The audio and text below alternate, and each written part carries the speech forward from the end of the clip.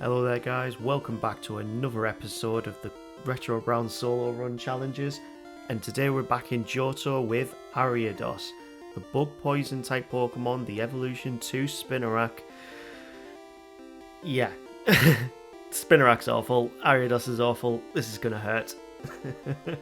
So let's get started with the run.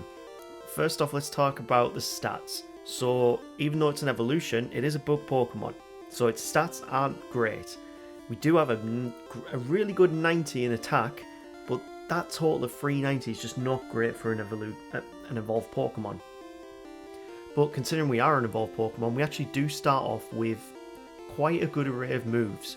We start off with Poison Sting, which, yeah, it's our only attacking move. We've kind of, apart from Constrict, it's probably the only one we're going to use in this early game.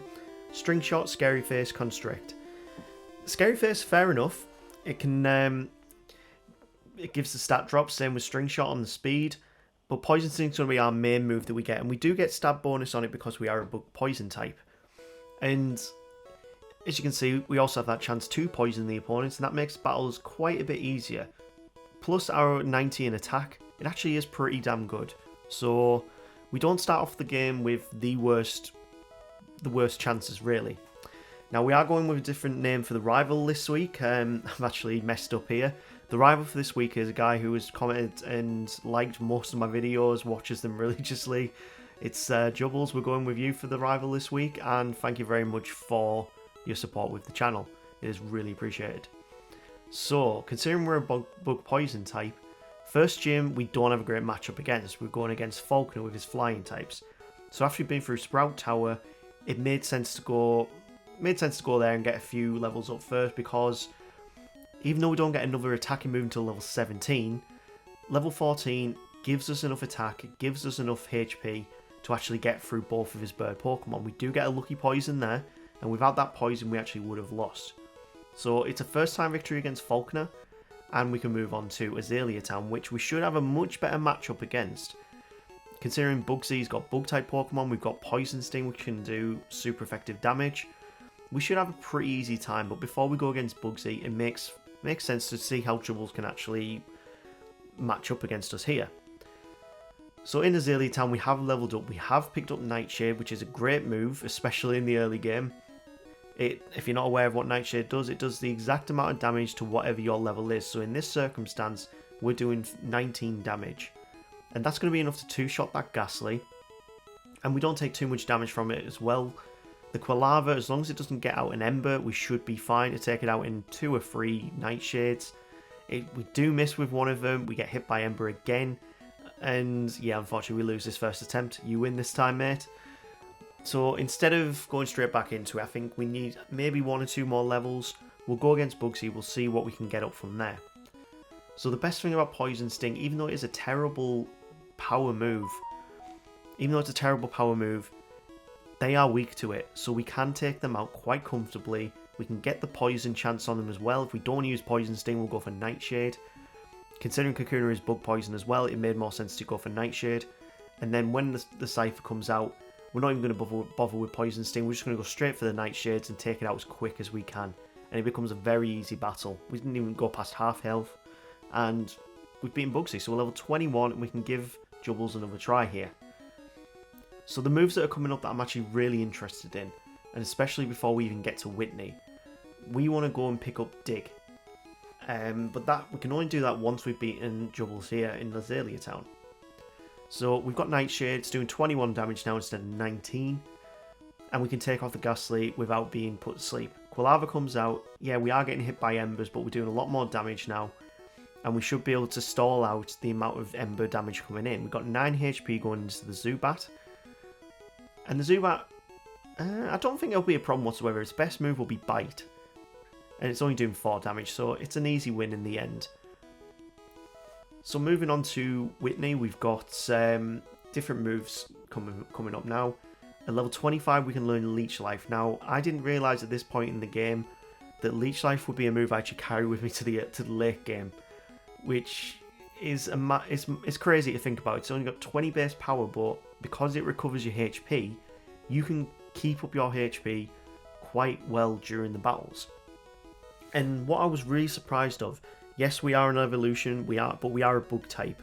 Bug types generally don't do well on solo runs. And that means that usually we don't get the best times, we have to level up a bit more than normal, plus we usually have higher growth rates than normal.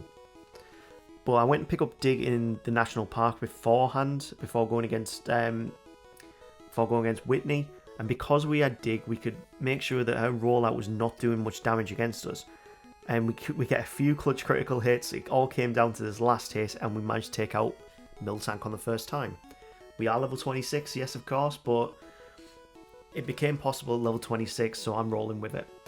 In Goldenrod we can pick up Return as well, so we will put that in the back burner for now. But after Leech Life, there's really not a good move that we can learn until we get to level 63, which is Psychic. And probably by that time we'll have already got to Saffron, we could pick up the TM anyway. But Dig is going to be our main move that we use for the majority of this run. We could go and pick up Sludge Bomb, but I'll be honest, when I was doing this run, I completely forgot off the top of my head where Sludge Bomb actually is. I couldn't remember if it was in Kanto, if it was in the late game, so I actually didn't really look for it. When it came to Morty, we had a real problem. Yes, we've got a super effective move against them, but we weren't dealing out enough damage. And he put us to sleep and used Dream Eater, which is super effective. We didn't really have... It was kind of 50-50 of whether we even beat Morty or not. As long as Hypnosis didn't hit, we had a great chance to win. And when it came to his last Pokemon, we actually got through on this attempt without losing any HP, getting through to that last Haunter. We dug, he used Nightshade, we dug, well, we came up from the dig and we won. So, level 32, the levels are starting to balance out a little bit more here, and we've got the 4th badge. Looking at the TM moveset, there actually aren't too many other good moves that we could learn. Yes, we could go get Sludge Bomb, we could get Giga Drain, we could even get Hyper Beam if we really wanted to. But I don't really see the point of going to get Solar Beam at this point, so we don't get Stab on it. There's not many Pokemon that are weak to Grass type moves. So, moving on to Chuck. His Primate was not really that much of a problem. Our typing actually means we do match up quite well against him. But because of our stats, that low special, we do take quite a lot of damage quite easily. And because of our low speed, again, Gen 2 Pokemon, low speed, we are not outspeeding very much. I would love to speak to the person from Game Freak who decided Gen 2 Pokemon needed to be slow. It makes no sense to me. A spider like this I would have thought would be quite quick. But we'll soon find out. Going into Jasmine, we do have Dig, so that's a super effective move against her Magnemites, and I reckon we'll get through this quite well. The Steelix comes out now, and we miss the Iron Tail. Dig doesn't do that much damage, but Iron Tail does, and it lowers our defense. So in this circumstance, it's probably better that we're going to be going for Nightshade. Use Dig on the Magnemites, Nightshade on the Steelix. Level 36 at this point, so it's not exactly like we're the highest level going against Jasmine. We're just going to have to see how we match up against the Steelix. Hopefully the Iron Tail doesn't connect, doesn't lower our defense. This time it doesn't, and 3 Nightshade should be more than enough. And as long as we outspeed this final Magnemite, we will beat Jasmine at quite a low level, really. And we outspeed, Dig hits, and it's a one-shot, so we do manage to beat Jasmine before even reaching level 40. Now you'd be thinking, Ariados, with it being an evolution, it might not be doing too well in the run, but I'm not going to tell you the time of what we are in game right now, but we are actually doing really, really well. Our times are not too far off what Sneasel is, but that will change towards the back end of the game, really. Dugong, it comes out, and we're going to hit it with Return. We've decided, might as well just go for Return now. We need a more physical attacking move to take advantage of that attack. We do have our other moves in case we do need them, but in this circumstance, Return is the best move we can be using. And that's priced down. That is all of the 7 gym leaders before we need to do the Rocket Side Quest. And the Rocket Side Quest is actually where things start taking a little bit of a downturn. Because it just takes so long, I think, regardless of how quick you are, what 4x speed on, it adds around about an hour to your in-game time, the whole quest, even if you do it as perfect as you can. That's the average of what I've managed to see from all of these runs is this little side quest takes about an hour of your time, and it's really, really annoying. It's actually not even that interesting or fun, really. It's more interesting in Heart Gold and Soul Silver with the special event, where you can actually go back in time and beat Giovanni. I've never actually done that on Heart Gold, Soul Silver, but, well, you never know, we might actually get to that point in the channel where we can actually go and do that. So, this is the reason why it takes so long. This is the Rocket Executive, and yeah, he's got 6 Pokemon. And we're using Dig, which is a 2-turn move. So this is where the frames all start adding up and adding on to the time. It becomes really tedious. I hate this battle. It's not exactly that it's hard. It's just the fact that he's got so many Pokemon and you just want to get through this part of the game as quick as you can. It just, yeah. And we run out of Dig PP and we don't even take out that Wheeze in there. We're fully paralysed. This is another thing that Gen 2 does that I've been ranting on about in the last few videos. Gen 2 loves its status effects, and I mean absolutely loves them. Pretty much the large majority of every trainer you can go against, they will want to use some sort of status afflicting move on you. Whether it's paralysis and confusion, the 2 most common. Confusion is just so annoying, and we just need to... It's more annoying when I do my runs, because in my rules I stipulate that I can't use any items in battle to cure my HP or status effects.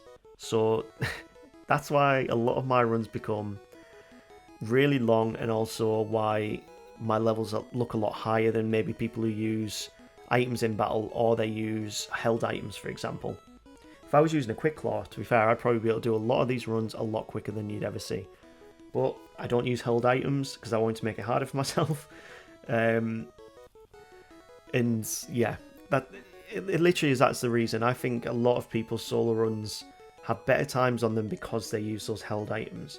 And I wanted to make them as difficult as possible. If a Pokemon can't solo the game without any extra aid than whatever you've been giving it, vitamins, fair enough, because they're consumables. But something that's consistently there, no, I think you can't get the true value out of the Pokemon. Although I might start doing all of my runs without using any vitamins whatsoever, and just see if it makes it possible. So we beat the rival there in the underground, Jules. We're starting to beat you every first time now. And we move on to the final part of the Rocket side quest. Now this guy has got a Houndour, a Coffin, and a Houndoom. The Houndoom is the problem. The Houndour not so much. We can outspeed it, take it out in 1 dig. We are level 50 now though. And he brings out his Houndoom. So he does have Ember, which is being a super effective move, but Dig is more than capable enough of taking him out. Just leaves the Coffin, and again, Dig is the move we go for. And we take it out in 1. Dig is the reason why the time started adding up on this run. Yes, we could start one-shotting a lot more Pokemon, but because it's a 2-turn move, it just makes the battles that little bit longer. And if you're doing every single battle majoritively using Dig, yeah, it does add up, and it does add on to the final time. Coming on to Claire, we're level 52. Return is a powerful move. It is a really good move. It doesn't actually have a set power. Its power is based off your friendship with the Pokemon. So the higher your friendship with that Pokemon, the more damage it does. And Return is the move that I've started to find is the best way to get through Claire. Because it's a normal type move, it's not like it's resisted by any of her Pokemon. And as long as you've got good attack, it's a solid strategy to go with. And now we've beaten Claire, it just leaves one more thing to do in Johto. Well, a few more things really. We have our last battle with Jubbles, and then we have the Elite Four. So let's see how we get on here. First out is the Sneasel. And it is actually quite weak to bugs, so we're going to go for Leech Life. He goes for a Screech, and 2 Leech Lives takes it out. I'm quite surprised that it didn't take it out in 1, but here we are. Golbat's out next. Return's going to be the best play to move to use here. It takes it out in 1, and we move on to Typhlosion. This is the one that I was scared for. It does have Flame Wheel, but we use Dig, and is it a one-shot? It's not a one-shot, even though we're 17 levels above. That's not good. But we don't take too much damage. We do have 60 special defense, which isn't the worst thing. It's not the best thing either, but It means we can move on to the Magneton, take it out in one with Dig. And we've just got 2 Pokemon left. We've got Haunter, which is weak to ground-type moves, so we will go for that. It misses its curse. And last up is the Kadabra. So the Kadabra does usually start out with Future Sight, or it sets up Reflect. 1 Leech Life though is going to be more than enough to take it out. Our attack is a lot higher, and Kadabra is very physically weak. So it makes sense that Leech Life would do that much damage. So I didn't think I would actually get to Elite Four and still be using Leech Life, and actually it's still being a viable move to use. But here we are, we're against Will, and we'll see how the first of the Elite Four go. First up is the Xatu. And we're going to go for a return against it, just kind of feeling out how much damage is really going to be done against us, and Psychic does a lot because of our secondary bug type, our secondary poison typing. Second Xatu comes out. We could probably tank one more Psychic. Can we? Just enough on 9 HP, and he uses a max potion, which is not good. I went for Leech Life there to get a little bit of HP back, and it was the wrong play. I should have went for a return, but we get a critical hit, so it doesn't matter. Next up is the Jinx, and we need to get some HP back. But it's very weak to physical moves, so Dig is going to be super effective. And I probably should have went for Leech Life, but first time against the Elite Four with an Ariados on its own. I'm still feeling out. Sometimes these battles take 2 or 3 tries before you figure out the right strategy. Sometimes you do them first time. So Return was the best play against the Xatu, and this time we get damage range and take it out in 1. The second Xatu comes out. Will we take it out in 1 as well? Unfortunately not, and it gets a Confuse Ray off. That's not good. It goes for its max potion. We are confused, but we do get 1 Leech Life in. That means Return should take it out, and we're onto the Jinx without taking any damage. So this is looking a lot better. I'm going to go for Return here, and it's a one-shot. We're up to level 57 now, moving into the Executor. This is quad weak to bug, so Leech Life is the best move to be using here.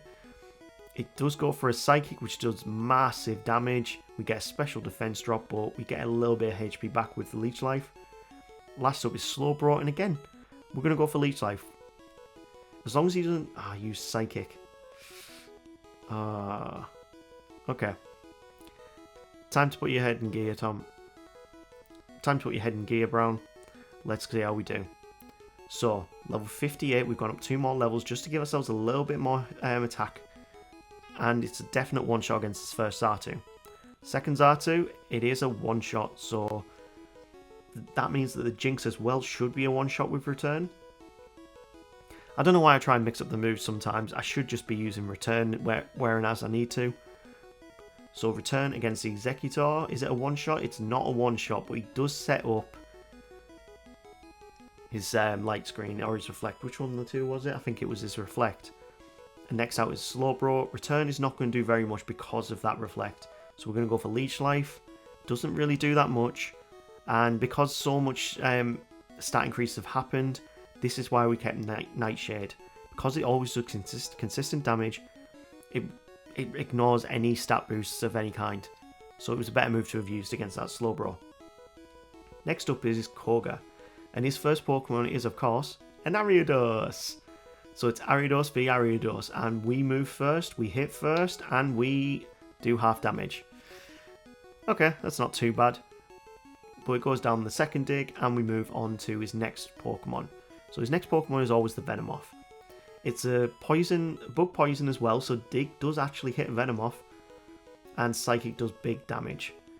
It's not really doing massive amounts, but it's still not great. We're on to his third Pokemon, we're a third of our HP down, and Crobat's up next. It has Wing Attack, which is not great. 2 returns are going to be enough to take it out, but it goes for a full restore. So if we get hit by 1 more Wing Attack, we've got 2 Pokemon left. We're not looking in great shape here. And next up's probably going to be his Fortress. And then after that will be his Muck. So we're going to go for a Dig against the Fortress, and he uses Protect. Of course he uses Protect. Yeah, this isn't going to work.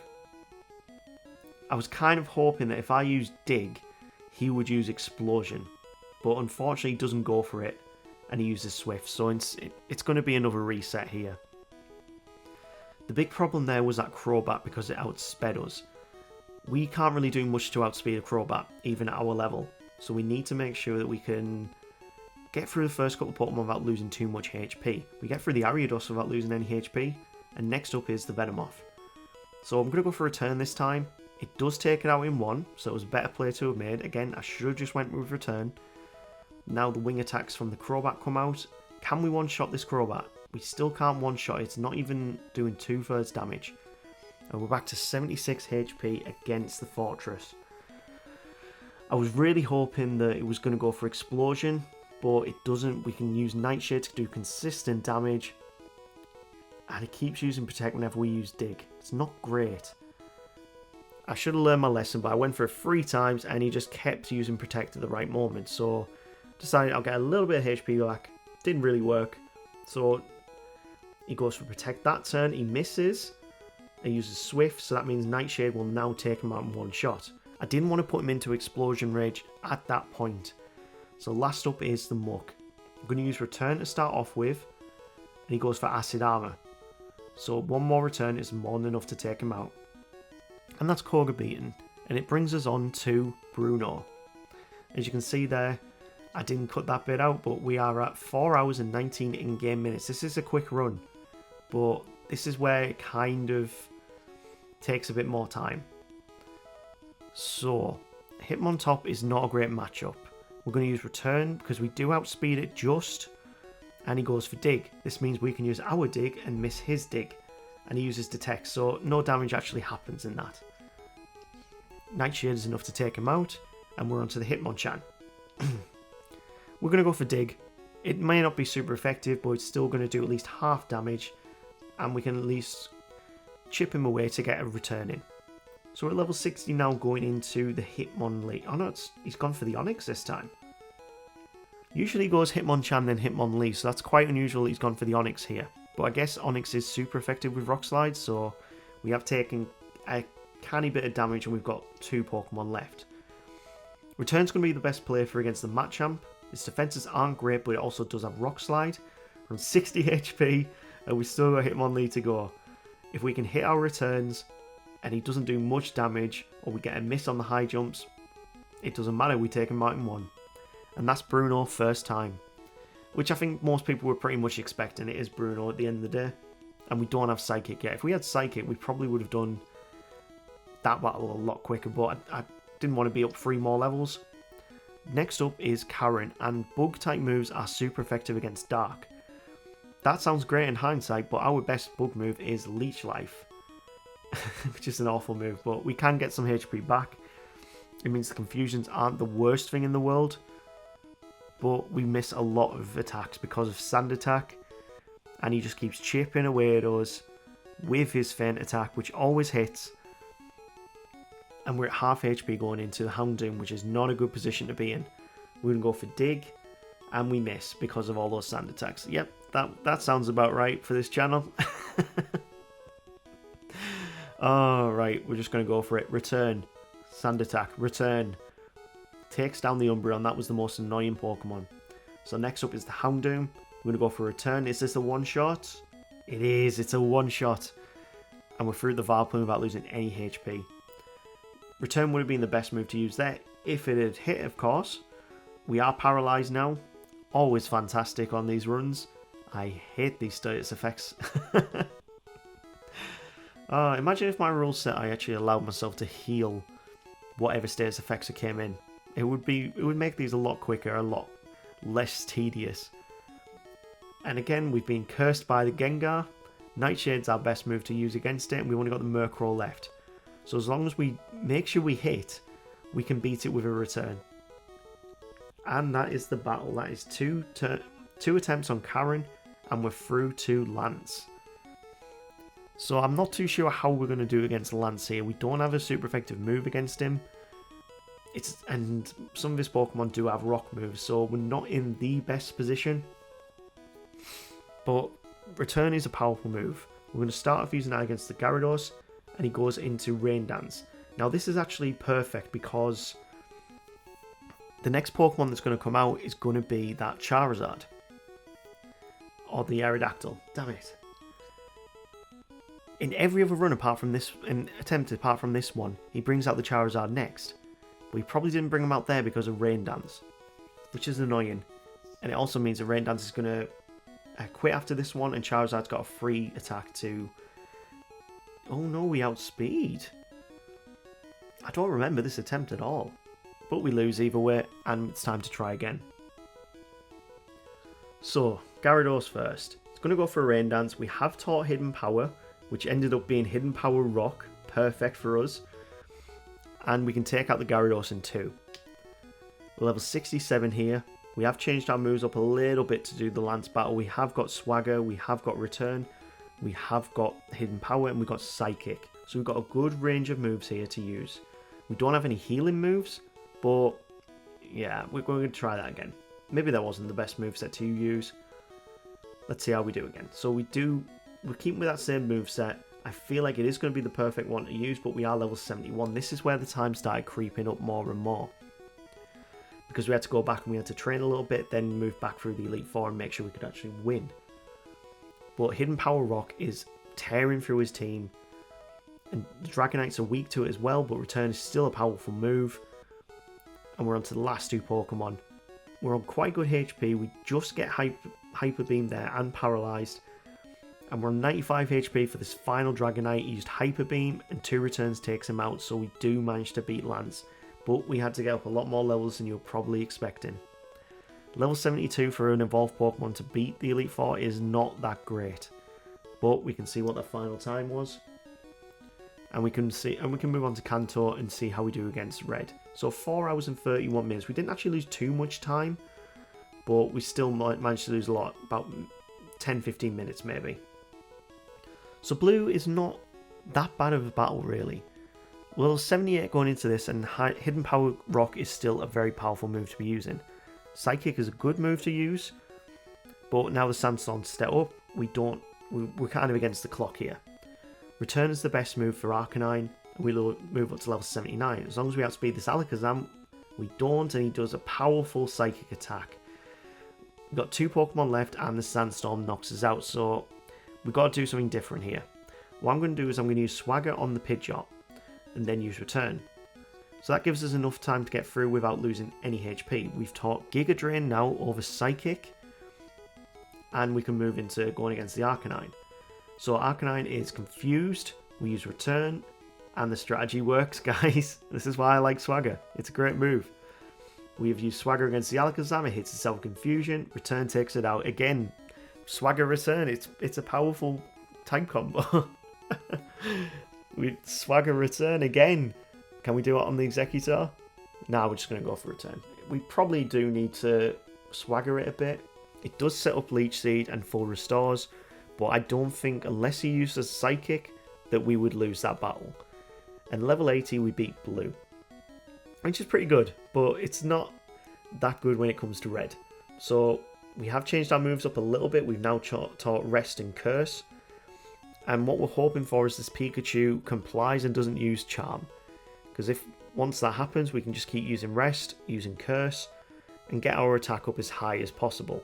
We can use Swagger to give ourselves a little bit of insurance so that they don't... We have maybe 1 or 2 turns where they don't hit us.